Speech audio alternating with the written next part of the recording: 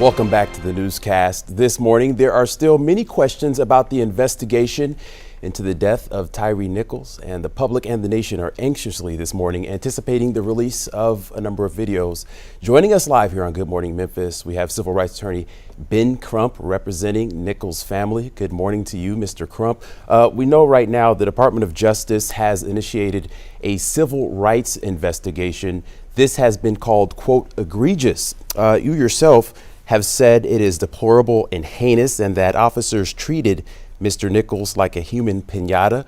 Does this make a pattern and practice investigation that the DOJ might open necessary to perhaps offer some federal oversight into the Memphis Police Department? Well, I think when people see the video, they will find it appalling. They will see that the escalation, the continuous escalation by the police officers is just troubling. You look at that video and you ask, where was the de-escalation even when, Tyre said, I just want to go home. You kept waiting for some humanity to kick in where one of the officers to say, hey, we don't need to do all of this. And so the video will speak for itself. I know a lot of people are going to be troubled by when they see that video. Indeed. Yesterday during that press conference that went a little over an hour, in some of the descriptions you said, saying that Mr. Nichols called for his mom. His mom broke down a number of times. She said, oh God, you've been saying that police did not de-escalate any of this. Twice during the press conference, Mr. Crump, we counted at least twice. You stopped your co-counsel, attorney Romanucci, from describing the video once after he used the word kick. Why did you do that? Because it is our agreement with the prosecutors that we were just going to talk about the video, not in specifics, but in general terms, because I guess they are trying to dot every I and cross every T on the investigation. And as Miss Wells, she said that she didn't want anything to mess the investigation up. She didn't want there to be any technicalities. What she wanted was justice for her baby boy, her youngest child. And at the crux of this, here's a life that was taken unnecessarily. And so we continue to try to say, how can we prevent these things from happening in the future? That would be the fit and legacy for Tyre Nichols' life that was taken from this earth far too soon. And also it would be the legacy for Memphis, Tennessee, since everybody is watching all across America at what will happen in Memphis, to speak to this matter of what we believe is excessive use of force against a young man that did not need to happen. Yeah, Mr. Crump, you called it an unadulterated and savage beating yesterday. Those are your exact words. We've gotten word in the past 24 hours. I want to make sure. We thought it was appalling. We thought it was heinous. But what I want to do is leave people to see the video for themselves. And they have to determine if this was them or one of their loved ones, how would they characterize it? Absolutely. We learned in the past 24 hours that the fire department here in Memphis has put 2 of their employees, they say they're relieved of duty. Can you help us understand, or have you been told why that is? I have not been told why that is. I think the video will really lead to many questions of not only actions, but inactions. Tyre is their handcuff for seems like a very long time, and he keeps falling over, and they lift him back up, and then he fall over to the other side. The question really becomes, why did they not attempt to render aid? But again, that is what everybody can see in the video, and they can make interpretations for themselves. Okay, you've just shed some new light there saying that he was handcuffed for a long time. I want to ask you here as we're live on Good Morning Memphis, is there anything else you're willing to say about the video? No, I think the only thing we'll say is that they're going to release the video in a week or two, and that is what was told to the family. That was what was promised to the family. And we know this is extraordinarily difficult for everybody involved. I thought it was just very profound and heartwarming that Miss Wells even said that, she knows that the families of the officers are going through a lot too, and she just thinks that she wish they would not have done this to her child. She continues to hear him calling out for her name, uh, and she says she feels completely helpless because she wasn't there for her baby, and she is devastated by this. And Chief Davis and her had that moment together, as I would imagine only mothers can have, who had a child born through their bodies, taken from this earth uh, unjustifiably or far too soon. And so we have to continue to pray to heal not just Tyre Nichols' family, but heal Memphis as well. All right, Mr. Crump, you said that Mr. Nichols was 80 to 100 yards from home, calling for his mom at least 3 times. Those police officers have been fired. You said yesterday justice for Tyre is murder one. Again, That's what my client is. Let me correct you.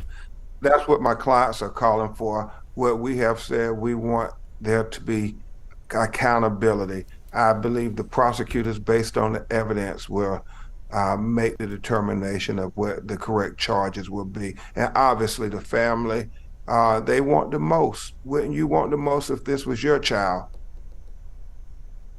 Well, I want to ask you about that, Mr. Crump. You are an attorney yourself, renowned civil rights attorney. You have been representing families for a long time.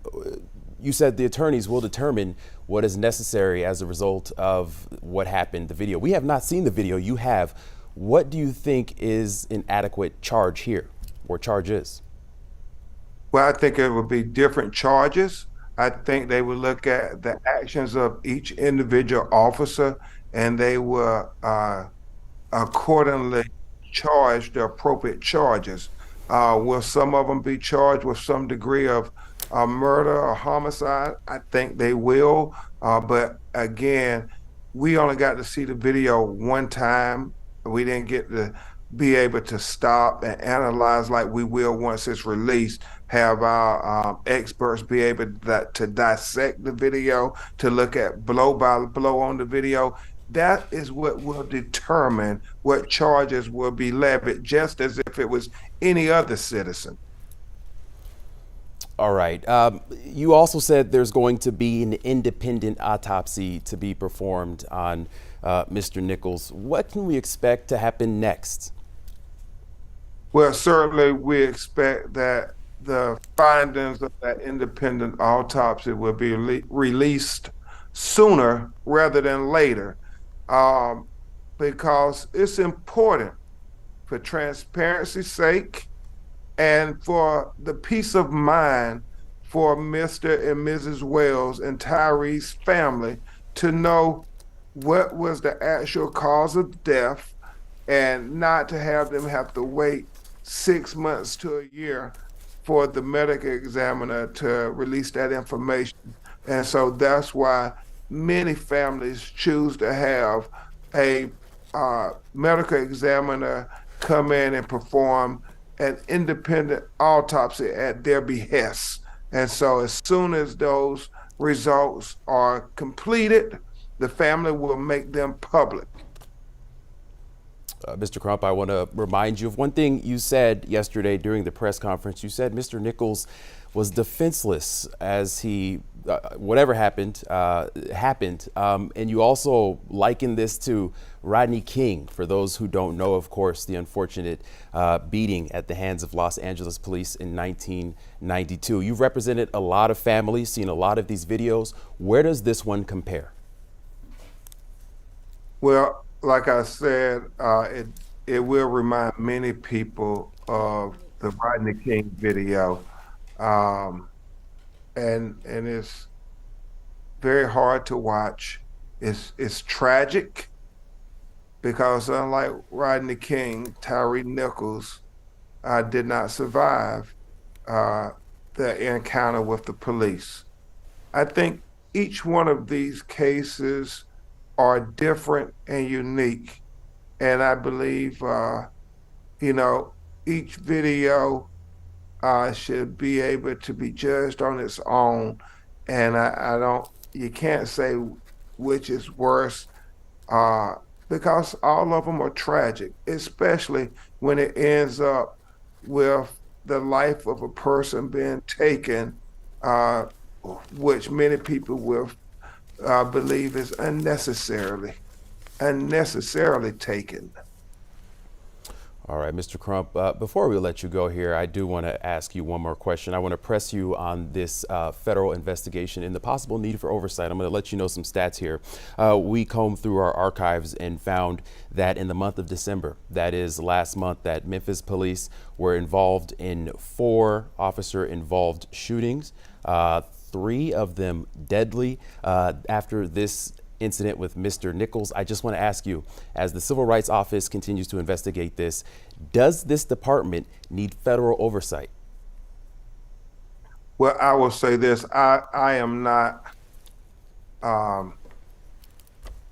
aware of all of the statistics involving the Memphis Police Department, but I believe that the Justice Department will look at all of those statistics and all of that data, and they will compare it to other police departments in this region and in this nation, and they will make a determination of whether there needs to be oversight, or the city, as other cities have done, can ask for the federal government to come and provide them guidance to see if there is a pattern and practice and what they can do to try to change that pattern and practice to one where every citizen is respected and engaged with dignity and respect. Because that's what you're going to see with this video. The initial engagement is troubling. It's escalation from the beginning, and you want to believe that a citizen has the presumption of innocence and should be engaged with respect, not engaged with brutality or excessive force. And that's all we're saying. When you think about Black and brown citizens, oftentimes we can be unarmed, we can be minding our business, but it's the initial encounter with law enforcement that escalates situations when the professionals should do everything in their power to de-escalate situations. All right. Ben Crump, the attorney for the family of Tyre Nichols. Mr. Crump, we know you're a very busy man and you have to get going, leaving town today. We certainly appreciate your time. Thank you for joining us here on Good Morning Memphis. Thank you.